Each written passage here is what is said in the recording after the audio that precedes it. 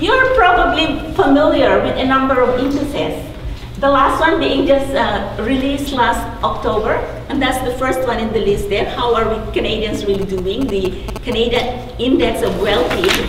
This is the one wherein the well-being of Canadians should be measured by something beyond just GDP, right? And the one on Conference Board of Canada, you probably are familiar with this as well, benchmarking the attractiveness of Canadian cities. And then the last one that I have on the list, there are a lot more, but the last one is on Composite Learning Index.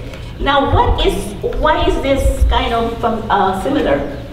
They're similar, the three of them are similar, in the sense that they're trying to capture a concept. Like, for example, the one is well-being, the first one, the second one is attractiveness, presumably to investors, and the third one is on index of learning. So they are trying to capture one concept that we know are multidimensional, right? And this concept, in order to measure this, they have to rely on a number of data sets, number of indicators, several indicators and several domains and several measurements, right? So that is a thing that we are trying to do as well with regards to these welcoming communities. Well, conceivably, we should be able to have a figure of welcomability index, for example. But we are not, right now, we are not very much interested in that. Right now, perhaps along the way, I don't know, 5 years from now, because that is a very difficult thing to do. You'll have to have conceptual framework, you'll have to have reasons why you're including this and that, and things like that, right? But what our purpose of this project is that we are more practical. We'll have the quality of welcome, I suppose, that's the one that will have an index, but in fact, what we would like to pinpoint is pinpoint areas that are in need of attention, more practical purpose. So what the specific purpose of what you're doing, which is right now just the baseline, is that we want to be able to have something that will allow us comparison over time for LIPs, and then we would like to have something currently comparison across LIPs. So that is our objective. Let's now go into this one. We have created a project team. I don't have to, but what I'd just like to point out here is this one is multidisciplinary. You have some people of psychology, geography, and myself is on demography. Perhaps one of the names that you might be familiar with is Alexandra and Natalia, because they have been in contact with the LIPS already. So now let's go to, this one was also shown earlier. We did not start from scratch. We started from something that we already have, and that is the work that Mayor and Vicky have done. These are the 17 characteristics. So, yeah, as well, yeah, the names are there. We have gone a little beyond this in the sense that now we consulted, we sent a short survey to the LIPS and asked you, okay, so these are the 17 characteristics. Are these important to you? In a scale of 1 to 7, mark these indicators. And as you can see, there are some patterns here already that we're seeing. The first 3 is, in fact, economic, material stuff, right? The next 5 and 6 would be the social kind of things. And then the last 7 to 8, 9, and 10 would be the services. So those are the things that are important to the LIPS, as we can see. So this kind of sort of guided us in our work. Now, the problem or the challenge will be the data, right? So we would like data that are relevant, of course, and as much as possible, we would like to have, to break this down into immigrant status, because that's what we are interested in, right? The immigrants and the non-immigrants, some kind of comparison there. But the challenge as well is the LIPS consists of small geographic areas. Those indices that I have shown earlier, they're nice, because for example, the first one, well, this unit is Canada. So they can afford to look at, use general social surveys, for example. And the cities, again, nice, 50 big cities. CMAs, you just have to go to the data set, you find CMAs in many of these surveys. And the last one, this one is nice, the community and the composite learning index. They have a level of communities. So I said, oh, that sounds very interesting. What data did they use? So when we look at this data set though, what they did was they imputed provincial level data into some of those. Those data that they have, of course, they do it in community level. But for the others that they don't have, they use the provincial level data. So we cannot do this with the LIPS, I'm sure. But if you impute provincial level data, there's no variability among the LIPS, right? So not very useful.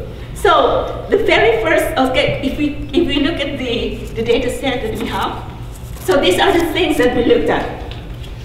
The census is, of course, the most important, right? It has a lot of these things, and because we have to do it by geographic things, that is the very first source of data, the 2006 census. Now, for comparability's sake, we hope that the 2011 census will be useful, but of course, everybody knows about how the collection has changed. We now have a population, national population household survey, which, as far as I know, I've seen the latest statistics on this, and it seems that the short-form census already gathered from 98.3% is the response rate, whereas the survey was, last time I looked, it was like 69.3%. Now, if those who did not respond, if it's random, they probably won't have a problem, but if it's selective, we have a problem. So I put it in green because I'm still hopeful. Statistics Canada might be able to do some adjustments, etc. So that's still in green. And we hope that, this will be useful. Now we look at the surveys. The very first things that we look at, general social survey, because, well, they have lots of nice data there. And I think Martha mentioned this, right? This is something that can be very useful for looking at integration. And in fact, the social GSS 2008 is on social networks. This would have been very useful, but we examined it and said it be used because of the geographic configuration. Again, if you look at the social surveys, there will probably, in some LIPS, there will probably be none. So it's just not very useful. The only survey that we found useful is the CCHS, the Canadian Community Health Survey, because their sample size is really big, about 65,000. So we were able to use the CCHS, but even so, we are not able to do everything that we want. I will show some of the examples of why not. And then we have we have other sources, the administrative and other data there that we are. I will show what we have done with the Ontario 211 data. We were doing some trying to still get the data for each mayo, and then as mayors mentioned, we are trying to get some data from the Botland data, and we also have done a little bit of work using the website to look at the plans and policies of the city. So now let me show some examples of what we have done. Because we would like to have connections with the LIPS and this is an initial report, part of the initial report that we made, which we then sent to the LIPS. And we already got feedback from them of how we can improve on this. Now this is from the CCHS. If you notice on the very first column are the list of the LIPS. This one here is, we don't have, if you notice, these are just the big ones. We have Toronto there. We have only one for Toronto, but we know that there are a lot of LIPS within Toronto. So then on the upside, on the other columns there, we have immigrant and non-immigrant. That we were able to do with CCHS because we were working with individual level data, wherein we recognize we are able to determine what the immigrants and non-immigrants, and then we then compute some stuff here. Okay, but you'll notice that there are footnotes. The one there, that's because in the public use microdata file of CCHS, it doesn't, the area doesn't exactly coincide with the LIPS. So this is just an approximation because this is what we have done. We use the public use microdata file of CCHS. So we have the example here is satisfaction in life, but we also have something on social sense of belonging to the community. Now, one nice feedback we got about this is, why are you emphasizing on the negative side? It's the weight that you have there. Why don't you say about who have strong sense of belonging? Well, our rationale for doing this is we want this to be the basis of action plan, and therefore we tell you, this is the thing that needs to be worked on still. Your sense of belonging is weak. But I think we understand the feedback to us, and perhaps we will do the positive side as well, or we will just do the positive side. We will see. Yeah, okay, so we had this from this CCHS, but because CCHS is really about health, we have a lot of other variables that we look at. And for example, the self-perceived general health, the health, and that is by immigrant and non-immigrant. And then we also had something on the use of healthcare facilities, for example, who has no regular medical doctor. We have a number of other things, including health behavior, for example, by immigrant and non-immigrant, obesity by immigrant, non-immigrant, etc. I don't have to show this here, because in fact, this one is initial report. We're still working on this. The main thing about the CCHS is we are not able to do the Toronto LIPS, because these are not in public use by accredited file. So, but we are doing it now. We submitted a proposal to access data through the Research Data Center. And so now we have access to variable about the geographic units.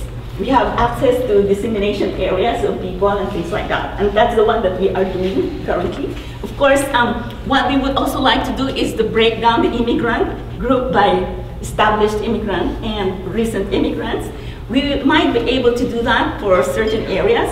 But as you know, in the north, for example, communities there, we will be unable to do the recent immigrants because of the numbers. There will be not many recent immigrants there, at least in the 2006 census. Okay, so these are the ones that we were able to do for, that's okay, able to do from the community health survey. But we also have, as I said, census is a really, it's the data set that we really should rely on, and we relied on. And here we have a lot of things that, a lot of variables that we could use for a lot of those characteristics, right? And this is the one that we showed is about employment. What is different here? What are different, in fact? First one, we don't have immigrant, non-immigrant here, because these are from public use file, not the microdata. These are aggregated files. And therefore, you cannot distinguish immigrant from non-immigrant. And the other thing that we are able to do, though, is we now have details about the City of Toronto LIPS, aggregated level. This we had one of the very first stuff that we had to do was to really distinguish the boundaries for certain areas. It's not difficult, you know, for being outside of Toronto, it's not difficult to determine the boundaries. But for Toronto, it's difficult because some of them are even, about 7 of these LIPS have overlapping boundaries. So we had to make approximation on what really are what is the coverage of those LIPS. But we are able to do that, and we came up with this data for those City of Toronto LIPS within Toronto. So we had something about employment, we had something about housing. So those are the things, and then on transportation. We have a number of other variables that we have, you know, other indicators from the census. And what we are currently doing in the Research Data Center is now we are working with individual level of data, wherein we're able to distinguish the immigrants from the non-immigrants. And because this is the census, we will surely be able to do it, the immigrant by recent immigrant and established immigrants. These are the things that we are working on right now. Now the other thing that, in order for us to, you know, make this more useful, I suppose, is that we know that there are now new LIPS. We would like, it would be easy for us if we have a complete list of LIPS and their geographic boundaries, and we just make, you know, one run of those what do you call this, the steps, the statistical commands that we have done. You know, if we have, it's easy to run this if we have already every LIPS lined up in terms of their boundaries. So that's the work that we have done. We have sent out letters just recently, and if you can just tell us by Monday or Tuesday or whatever, we will start working on these new LIPS as well. So those are the ones that we have done in terms of using CCHS and the census. Now, what have we done with other things? This one is kind of interesting. What we would like to get from here are the services that are available for immigrants and whether or not these are known to immigrants. So our very first instinct was to go to ask for people behind this 211, let us have, can we have access to your database, right? But then we realized it will probably not work. It takes time, for example, to get permission to do access to data. But also we realized that we'll have to end up doing the same work that we can do more easily if we go to the website. So what we did then is just go to that website. Unfortunately, we couldn't connect to the network here. But in that 211 website, you can search for services. And we kind of determined search words first that we use for all of the LIPs. So with those search words, we came up with a list of agencies that are available that provide services for the immigrants. Now, of course, when you come up with the list, we have certain things that have to be corrected, double listing and things like that. So we went through the list, removed those that are listed twice, see to it that, because in that website they tell you the postal code of where that agency is. We also check on whether that is within the list. So using that, we came up with the list, and then we came up with certain tables. So we counted those services. So the first column, there is a number of services. No, the first column is, of course, the LIPs, and then the number of services. And then we sort of using just to have an approximation of, how are these services useful to immigrants. We got the data about immigrants from the census, and then came up with the last two columns are the number of immigrants per service unit. So just a rough idea, rough approximation on where services are more easily available in certain places and not. Now in Toronto, these are all for Toronto. In Toronto, we kind of say, okay, this is the LIPs, but in fact, the LIP coverage, in fact, some of the immigrants might go to those outside of the LIPs. So the next one that we did was, okay, let's adjust for a buffer zone. So we have this LIP, but they might go to the other LIPs, the service center outside of the LIPs. So we had a 500-meter buffer, and then we came up with some of the similar figures. We did not adjust for the population, immigrant population, because that's kind of difficult. But this is just to give us an idea that if they go to those other outside of their own LIPs, then the number of immigrants served by a certain agency goes lower. So rough approximation of services available to immigrants. That's what we did with the 211 data. And this one is for outside. We separated this because there is no point in adjusting for buffer of 500 meters for LIPs outside of Toronto. We did it, but we found that there is no change, right? There's only one that changed. I think it's York region, and it wasn't a big change. So we said it's probably okay. We no need to adjust it for LIPs outside of Toronto. So next one is there. We are hopeful that we can still use other data, and one of this is the EQAO, about data about schools. We have a data file for schools. We have data file for individual students, but we don't have the link. We don't have the variable to link the data. They haven't given us it to us, and they were still asking, but again, we have to explain why do we need to link this data. Of course, it's easy to explain that, but it's hard for those who have the ones who own the data to just give this away because, privacy concerns and all that type of stuff. So if we get it, well and good. We can do this again by immigrant, non-immigrant. If we can do that, then we will make do with some kind of, we'll do it by schools, and then find out the schools that have certain percent of immigrants, and then do that. That's what we call the plan B. Plan A, we're still hoping, but if it doesn't work, we go to plan B. And then we're hoping, landing data, Martha, and the IMDb is great, but I know there will be problems there. Access, poor one is access. While we say IMDb is there, it's very nice, but we know that getting access to this data is difficult because this is I think, probably longitudinal, and next, all those things about income and all that, it's not you see, but yeah, accessibility will be a problem, and then a number of people, number of cases in each of the lips. But it would be great if we can have access to this, and then we'll see what we can do to make use of those things. And then we also look into the websites. We have some things along ideas on those plans of the cities, whether or not they mention immigration, whether or not they have policies about certain things that would make life for immigrants useful. Okay, or easy for them to integrate. So, short-term plans. We do some, of course, we'll finish those things that we're doing about collating data. We will try to do interpretation because then again, one of the feedback to us from the LIPS is, okay, we see that this is here and this is this, but we know that that figure is that because, you know, there are not many recent immigrants there, etc. So we really need a bit more explanation or interpretation of what we find. We look at the trends, etc. We'll interpret them. But for the longer term, here is where I think the presentation earlier will be useful. You did say that, you know, the CIC has you know, strategies about data collection.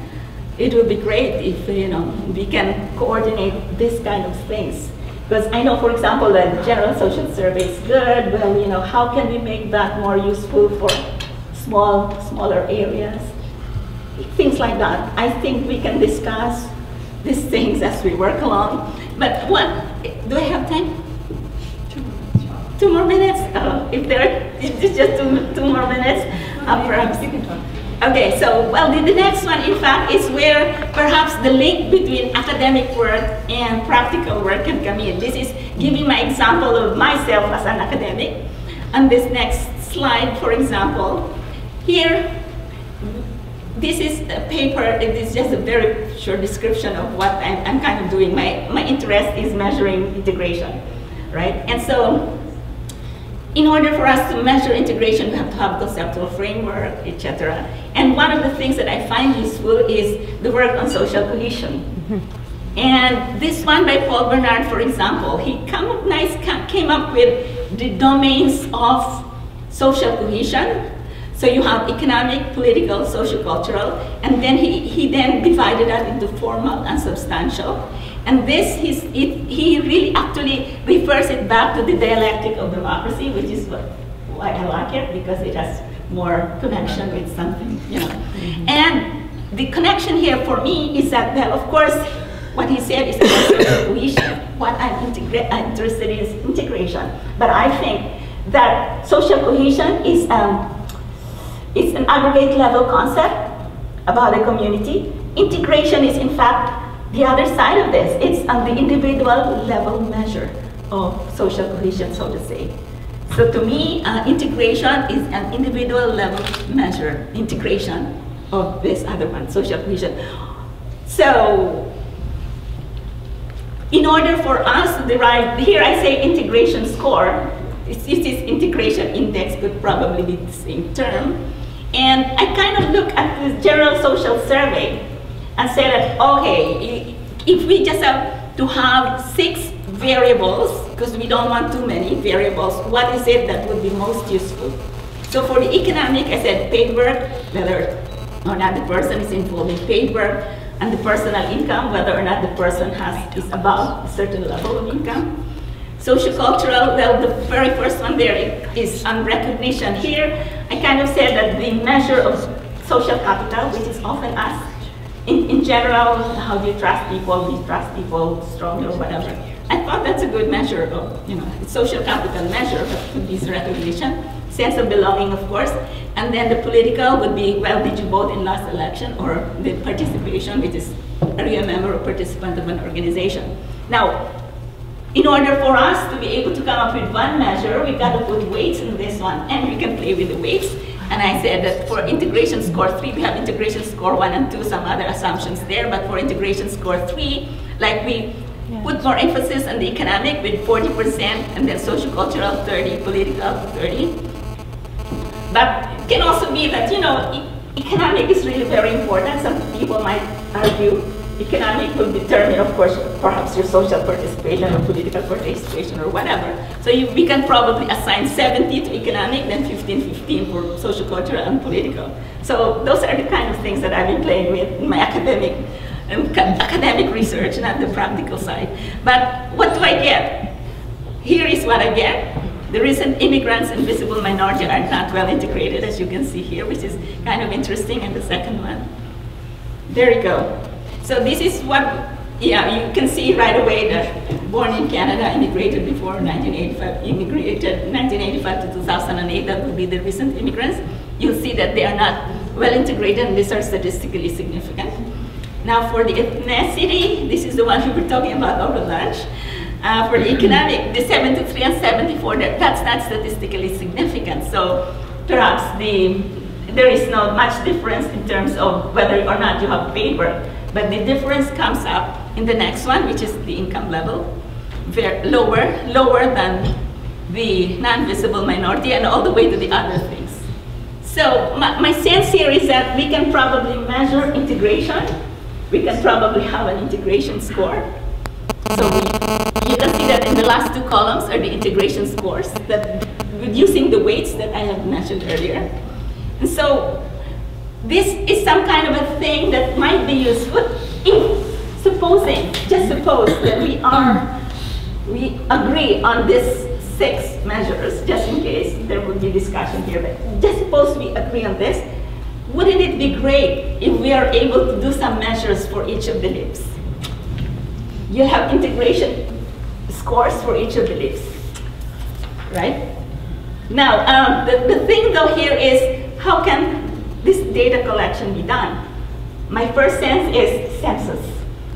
It's difficult to put in questions within the census. Very difficult to ask them to put in 1 or 2 questions there. But some of these are already there, work and income. Now if you can just put on the trust, social capital, and the others, well, we'll have one. But if that is not possible, well, we have data. We have data strategy. Why, for example, conduct a good survey, representative survey in the LIPS. Say 100 people per LIPS might work. You can oversample the immigrants, so 50-50. You can probably get this kind of things already. But that's something that we can think of for the future. For now, we're only just being practical. We're working on those data that we have, so that 5 years from now, this baseline can be used for, to look back and answer your question here about the long-term outcomes for the LIPS. Okay, thank you.